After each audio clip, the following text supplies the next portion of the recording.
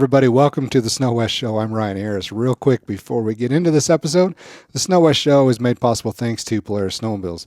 The Polaris Gift the Outdoor Holiday Sales Event is going on right now. Find the perfect gift for your loved one or for a Polaris fanatic with offers up to $3,000 off on select mountain sleds at your local Polaris dealer. Also, right now, you can take $50 off $250 purchase or $150 off a $750 purchase on all parts, accessories, and gear during the Gift the Outdoors Holiday Sales Event. Go see your local Polaris dealer to gear up for this upcoming riding season. Also sponsoring the show is 320 Guest Ranch, located in Big Sky, Montana, only 5 minutes away from Buck Ridge and Carrot Basin. 320 Guest Ranch offers lodging and accommodations for your next snowmobiling trip. Single cabins, large cabins. These full cabins have kitchens available. Check it out at 320ranch.com. Thanks also to Fly Racing for sponsoring the show and helping us bring this content to you. Fly Racing is the #1 gear brand in Supercross and Motocross, and they bring that same product innovation to snowmobiling. Whether it's monosuits, helmets, boots, gloves, goggles, Fly Racing has got you covered for your snowmobiling gear head to toe. Check them out at flyracing.com or at Fly Racing Snow on socials. And thanks to Deviant Ink for supporting the show. Head on over to deviantink.com, check out their custom wrap builder with their new interactive design tools that make designing and customizing wraps super easy. Their new colorizer tool randomizes color combinations until you land on the look that you love. Then you can try the design mixer tool to see all the Deviant Ink designs in the colors that you've selected. Check that out more at deviantink.com. Thanks for being a listener. Now on to the show. Hey everybody, welcome to the Snow West Show. I'm your host, Ryan Harris. We're here with special guest Stef Dean, longtime Skidoo ambassador. Yes. And then Justin Stevens, Snow West test rider. Yep. So, sorry we got you outnumbered here, Steph. But I'm used to it. Yeah. So you, and your husband's roaming around here somewhere with your little one, right? Okay. Yes. So I wanted to talk to you about just riding. Like, you got into the sport. Did you ride with a lot of guys when you first got into it, or do you have some other women that you ride with? Pretty exclusively with guys. So like many women in the sport, my husband is the one who introduced me to it. I think that's the case with a lot of women. It's their boyfriends, their husbands, their dads who get them into the sport. And yeah, I was the only girl in my riding group for most of my rides. So do you see a barrier out there for more women getting into the sport? Because I know it's a big topic, like especially behind the scenes. A lot of the OEMs are talking about this. How do we bring more women riders into the sport where it's not just wives or daughters going, it's women going on their own, putting their own riding groups together and going and riding with each other? Yeah. What are the barriers that are out there? I mean, there's so many barriers from, thinking about how do you get your sled to the trailhead, right? Do all women have trucks? Do all women have trailers, means of getting there? When you get into, do all women feel comfortable, even just changing a belt, right? There's so many just small parts of maintenance and simple things along the way that, we don't necessarily have the knowledge for, So are these things like big obstacles? Like what would you say to somebody who's watching, who's like, I'm interested in riding, but I don't know how to do all this. Like there's a lot of unknowns. And that was something that we were in Valcour a few weeks ago with Nadine Overwater. And she was talking about that, and Robin was there too. She's a snowboarder and Skidoo ambassador. And they were talking about how, women tend to think more about things and it creates a little more of an anticipation and anxiety and worry about things where guys are just like, well, I'm not worried about my belt breaking because my belt's just fine. Exactly. Right. But worry about it later, right? Yeah. So what have you done to overcome some of those barriers? For me, education has been the biggest thing. So my husband had ridden probably 10 years before he met me, but hadn't taken an avalanche course. I think after I rode for one season, I knew that I wanted to go out and get my level 1. And then taking riding clinics, I pushed myself to do that. I think, like you said, I think women do tend to overthink things sometimes, which is good and bad. But let's use that to our advantage and go out and get that knowledge. So taking riding clinics, which often include a little bit of maintenance, gear prep, everything that you're going to need in a day. So where would you suggest looking for educational places like this? Riding clinics. I know you're involved in some riding clinics. Yeah. Tell us about some of those. Yeah, so I mean, there's so many different providers that are great for women's clinics. Brett Rasmussen has been a great help for me. He does women's specific clinics as well.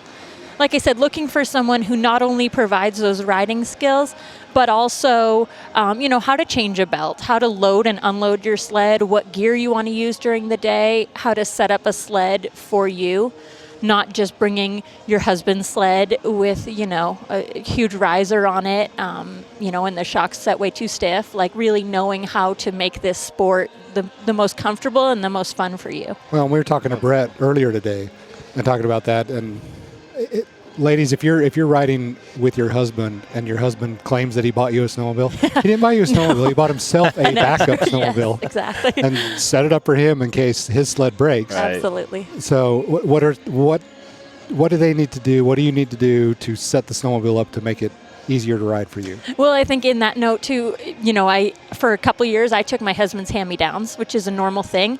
And then once I realized that I really loved this sport, after I think just one season, I went out and bought my own sled, and I was like, I want this. I don't want the hand-me-down that's been beaten on a little bit. I want, a newer one that I'm going to take care of and is going to set up for me. Certainly the riser height is huge. As I mentioned, setting up the shocks for yourself so that they're going to be appropriate for your body weight. Even things like track length, whether you're getting a turbo or not. All of these things are going to depend on, your riding condition and your skill. So talk about track length. So what have you learned as far as track length and lug height and that you could tell somebody? Yeah, I think, first off, snow conditions are going to change a lot, right? If you're in, amazing powder, I think it's a lot more forgiving regardless of, what track length you're riding. But I started on a 154 thinking that's going to be the smallest, nimblest thing for me to get around. And then after several seasons, switched to a 165 and actually found myself getting stuck a lot less. It was way more forgiving. So slower reaction for me, which was helpful for me because I wasn't thinking 10 steps ahead. I was only thinking one step ahead. And so that sled was a lot more forgiving for me rather than a 154 where I was spun back around before I kind of even knew what was going on. Right. That makes sense. Point. Yeah, and that's some stuff that we found in our testing too. Yeah, we talk about it all the time, whether or not, sometimes you want it to react a little bit quicker. Yes. But yeah, especially I think if you were learning, I think having, like you said, that little bit slower reaction time would actually be beneficial. Or even if you're an advanced rider, I think still just different riding styles for different people. Well, and there's another aspect to that too. There's the track length for sure, but most mountain sleds today, the big talk is like the 3-inch track. Mm-hmm. But a 2.5-inch track, and Skidoo offers a 2.5-inch track on every mountain model that they have. That is also a lot more forgiving because it doesn't dig down as much. Like if you get on the throttle, it tends to stay up a little higher in the snow and keep the sled on plane a little bit more. Absolutely. Little things like that. Yep. You mentioned bar risers. What do you do for riser height and bar setup? So I'm 5'9", 5'10", and I ride with the shortest riser that there is. I go lower than the expert stock even. So down to, I think it's like a 2-inch. And I think, you want to think about my torso is pretty short. So really when you're standing on your sled in your athletic position, what's going to actually be comfortable for you to use your core the best rather than straining on your arms more. So, and talk about like bar riser height. What does that do for the snowmobile? Like if somebody's not totally familiar with that. Yeah, absolutely. So putting you close towards the actual center mass of the snowmobile and where the power is, which is going to let you control the sled with less effort. So it's easier to ride with the bars closer to the snowmobile. Absolutely. Now, if you're on trail, right, and you're just cruising and you're standing up, it's a higher riser is going to be more comfortable. But when you're looking on getting in those technical situations and having the sled on edge, that's where you're going to want it shorter and easier to have up closer to your body. Do you do anything different with the handlebars? Like, have you ever tried a narrower bar setup or anything? I have, yes, and I do like that as well. That does help a little bit? Yeah.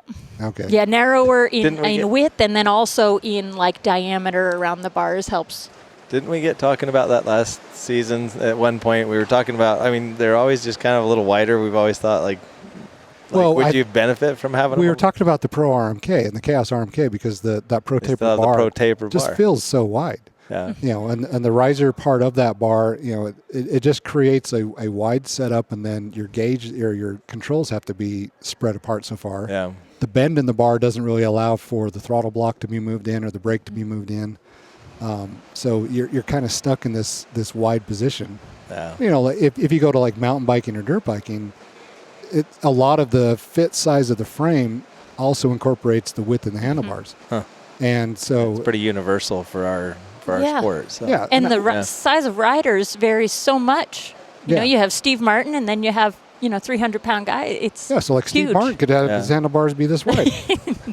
Then you have Ryan Harris, 6+. But yeah, I mean the width of the shoulders and everything, and the arm length and all that, it all goes into play. And I don't think we've really reached that point with regardless of women or men of handlebar setup yet. I think we've talked about just like a metal bar or aluminum bar or straight or have a big bend in it, but we haven't really got into the width aspect of that. And I think a narrower bar would make it easier to control across the board. Yeah. But what other stuff are you changing on your personal sled for setup? I honestly, with the way the Skidoo Expert package is set up now, I'm really not changing much. I love that I can just kind of ride it right out of the box. I love that it has the low seat. So Skidoo, that particular brand, you have the Summit X, you have the Expert package, which is a step up from the Summit X as far as componentry, and then you have a Free Ride, which is a little bit different sled altogether, a little wider front end, narrower track. Why do you go with the Expert? So I love the predictability of it. Once we went to the T-Motion XT, I love how stable and rigid it is. I feel like it really gives me exactly what I'm putting in. The Free Ride, I think, is great for certain type of riding, but I want that narrower front end and a little bit less rigid for me. Right. Yeah. Yeah, and then do you try anything like with the CS2? Anything with like the SP? Have you tried that, like the base model? Yeah, I have. Honestly, I know that on any given day when I'm riding a sled, whether it's an SP or an Expert Turbo, the issue is still going to, I'm never out riding these sleds at this point. They're made so well. I feel like it's really depending more on the snow conditions for the day and then just my skill level on the day. I feel like it's I don't know, kind of picking hairs as far as which sled, is riding them side by side on which one is. I feel like, and correct me if I'm wrong, because I really have no idea. I'm just looking at, I've been in the sport my whole life, but I'm really looking on the outside in here.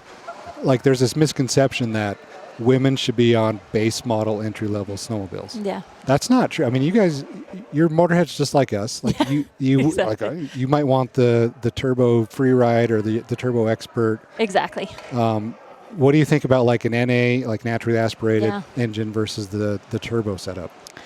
I have gone with the turbo the last few years, and I love it. I mean, who doesn't love that incredible power on an awesome powder day? But at the same time, anytime I do get to jump on an NA, I feel the weight loss, and I love that. I do notice that quite a bit, and I think that's a benefit in itself. And I've, in a perfect world, you have one of each, right? And you can take the NA out on shallower days. Well, she's starting to sell sleds. She's helping the industry this year. You got to have two, not just one. So. Yeah, that definitely helps. If you like, what's your preference? Like for one sled in the trailer for the whole season? The last couple of years, I've done a 165 Turbo Summit X with Expert package. This year, I did opt for the 154. I was kind of playing around with. Kind of losing a little bit of weight, a little bit of size, and kind of seeing how I feel about that. Like I said, I would personally love to have a 154 NA, something really light, and then maybe a 165 Turbo for, a fun deep day. It would. If I was going to pick a perfect stable there. Which is exactly what we talk about. I mean, it's the same thing that we want to do, right? We want the short track sled for the fun days and a long track sled for the deep pow days. Yeah. Let's get into like gear and that. Like, are there any barriers to the sport there for women on gear offerings, or how do you get educated on what you should wear, what you need to go out and buy? Again, Clinic is great for that, or just watching different social media like Instagram channels. We all try to share what works best for us. Layering is key, right? I think for women we tend to run a little bit cooler, but I just always make sure that I have extra layers. That way I can shed them down or add as many as I need. Extra pairs of gloves, extra pairs of goggles. all of those things. And I always try to make sure that they're on me. Again, even when I was learning how to ride, it's tempting sometimes to have your significant other or someone else in the group carry, your things in their tunnel bag or on their backpack, but really making sure that you're carrying everything for yourself. So if you need to stop and change gloves or change goggles, or keeping yourself comfortable is such a huge part of it. What do you carry? Like, what do you carry in your backpack? What do you carry on the tunnel if you carry a tunnel bag? Yeah, so I try to be really religious about keeping what's on my bag as far as what I would need to spend the night. If my sled and I got separated, I could spend the night. I have a little bit of food. I have water. I have probably 2 pairs of gloves in my bag, a beanie, usually in my glove box. An extra pair of goggles. I have a first aid kit. I have my Garmin InReach. Of course, all my AVI, my shovel, my probe, in my AVI bag. I keep a bivy sack. Usually an extra layer, so like a puffy jacket. So kind of little, and it adds quite a bit of weight, but it gives me that peace of mind knowing that I can really take care of myself, or be as prepared as possible. Is there a style of glove that you lean toward? Thin, yeah. I like kind of the as lean as possible, and then I carry extra gloves that I'll wear on the trail ride in sometimes, or if I'm guiding and I'm maybe digging out, or we stop for a lunch break, I always want to have extra pairs. But then when I'm really riding for myself or hard, definitely as thin as possible. So when you're guiding and when you're doing some of the clinic work, what are some common things that you see, and then some of the I don't know, the small things that you can teach or say that kind of make a mental shift and help people understand? Yeah, let's see. I would say expectations is a huge thing. I think a lot of women, it's frustrating. If you're, your first season, I think you have to the desire has to be there. You have to really want to push through, because we all know those first dozen rides at least are going to be pretty challenging. You get stuck a lot, and to not feel bad about that too. The guys in the group may give you a hard time when you get stuck, but they get stuck too. Everyone is doing it. Yeah, your stucks just get a little bit more, I guess, impressive as you get better, right? But I think the biggest thing is perseverance and being willing, kind of committing. Okay, I'm gonna, go for 5 rides or 10 rides, and then, So what kind of progression do you typically see with people that you're working with, and you're kind of helping them along? Is it 2 or 3 rides in? Do you see a lot of progression, or does it take a few extra rides? Where is a realistic expectation to where you can see yourself progressing and really things start to click? A lot of times it depends on the person. I would say their physical capabilities, fitness, and comfortability with the throttle. A lot of times, especially for women, just comfort with the throttle is a huge obstacle. So just being, feeling okay, giving the sled a little bit of power, which, as we know, that's, going to be necessary to ride off trail at all. So how do you bridge that gap? How do you teach that? Yeah. Because you have to shift your body weight and everything. You have to be ready for that. How do you teach that?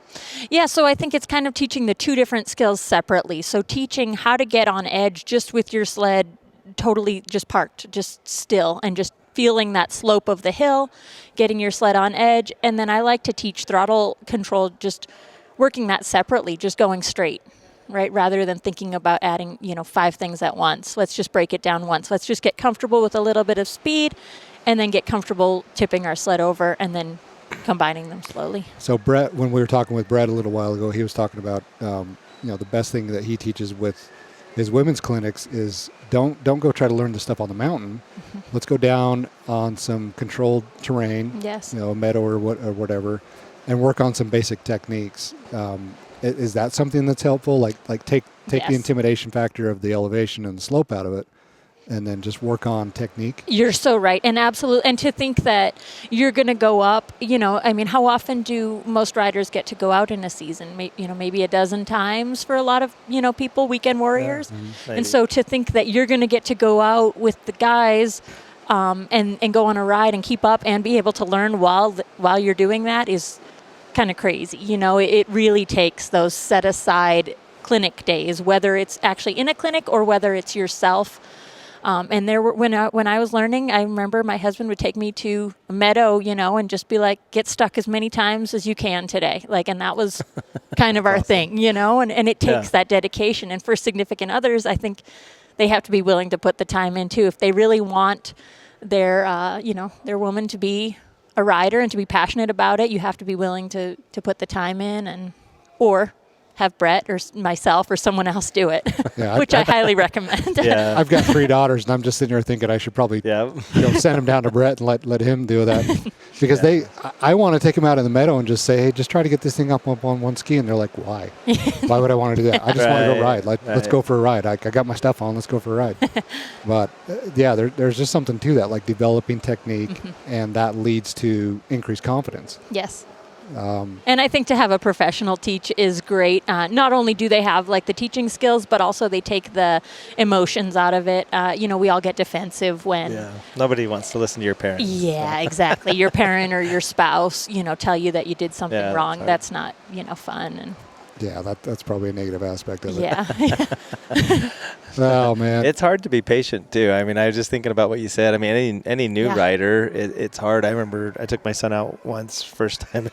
After, the 3rd stuck, I'm trying to keep control. I can't lose it here because I was about to lose it. I'm like, why? Why? I don't know what I expected. I don't know if I expected him to be able to ride a snowmobile, just naturally, but creating that expectation probably does make a huge difference. So. Yeah, that's kind of the downside of teaching your own family, regardless if it's your wife or your kid. Because I'm the same way with my son. I'm just like, just get on the throttle.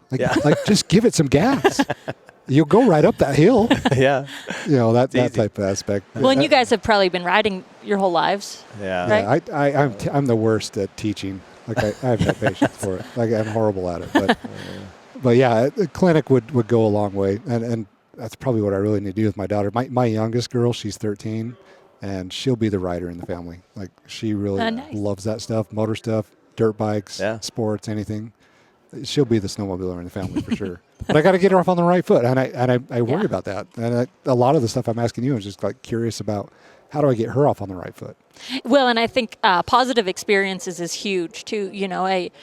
I train horses for work too, and they say one negative experience, you have to do 100 positives to equal one negative. And I think it's the same with snowmobiling. You have one wreck or you have one really discouraging day, and it it can put you down for a while. Right? Yeah, for sure. Yeah, in fact, 2 years ago, we were coming off of Two Top. You've ridden up West Yellowstone, that area. I took my girls up on top of Two Top on the Groom Trail, and then we came off on one of the ridges, just no trail, just down one of the lines that we always ride. And there was it got into the tight trees, so everything funneled into one track, and it had become a rut from all the people going uphill. Mm-hmm. And she was on a Neo, and so it's a little narrower. Yeah. And so she got off, she couldn't keep her skis up on the side slopes, and she got off on one side, and it tipped over, and slid down the hill, and that kind of freaked her out for a minute. But she had to get right back on because there's no other option. Right. But that's exactly what you're talking about. Overcoming that experience, it took a while. Yeah. And she's fine now, and she loves getting back on it. She wants to ride the big sled. She doesn't really want to ride the Neo because it's too slow. But it's all confidence with that. Yeah, it goes a long way. It's huge, and I think that's something that, like you kind of said earlier, guys tend to have the confidence before they have the skill. I think for a lot of people, and women, might have the skill at some point and still lack the confidence. So it's really kind of equaling that out a little bit more. Yeah, and I'll throw this out there. If any of you guys are looking at this one way, look at Nadine Overwater, look at Julianne Chaplin, look at a lot of these women out there that are not only really good riders, but they're doing the exact same thing that Brandt is doing and Rasmussen is doing. They're teaching, they're creating groups. Yeah, I mean maybe it's not really a Canadian thing, but there's groups of women that go out there and ride. Yeah. Probably could ride circles around me on most days. I know. But they go out and they ride on their own completely. They're loading their sleds. They're doing their own maintenance. There's some misconceptions about getting your wife and your daughter into the sport for sure. Absolutely. Well, it's funny. I'm even as you're talking about, so she's talking about all the ways that she preps and plans and sets things up. I'm just thinking, I don't know if I've ever thought of some of those things. So when you said there's an advantage, women over men sometimes when it comes to the sport, like there's a lot of things that honestly I really haven't thought that much about or haven't planned for. Or, when you say, you took an Avi class early and took a level 1. I mean, most guys are 10 years in and they're like, I don't need one. Yeah. I haven't been in one yet. Like we're not. Anyway, So that's awesome. Just from your perspective, if somebody's out there like, why would I need an Avi class? I'm not riding in that type of terrain. Why is that important, and what do you learn in that? Oh my gosh. So, well, first off, you don't know if you're in Avi terrain or not if you haven't taken the course. As we know, right, there's hikers, there's snowshoers that get caught in avalanches and die every year. So by, taking a level 1, you're learning. There's trails that go right through Avi paths. So you're learning what is Avi terrain, what isn't, and then you're able to figure out what level of risk you're wanting to assume. So then you can start to pay attention to your forecast daily. And, there's certain riders who really want to get into certain terrain, and they're willing to assume a certain amount of risk given the forecast and what they're wanting to do. And then, I have a pretty low tolerance for avalanche risk. I don't really want to put myself in that situation. Well, which is smart, and I think that goes across the board. I mean, we kind of do the same thing when we go testing. We'll look at the snow in the area, the forecast for the area. There's really no need for us to go test on anything enormous anyway. Like we just kind of do a lot of tree riding, canyons. Definitely we're on slopes all day, but nothing vertical with a lot of overhanging danger. Yeah, there's just no point in that. Yeah, there's so much fun to be had with very little risk. Yeah. Well, Steph, thanks for coming on.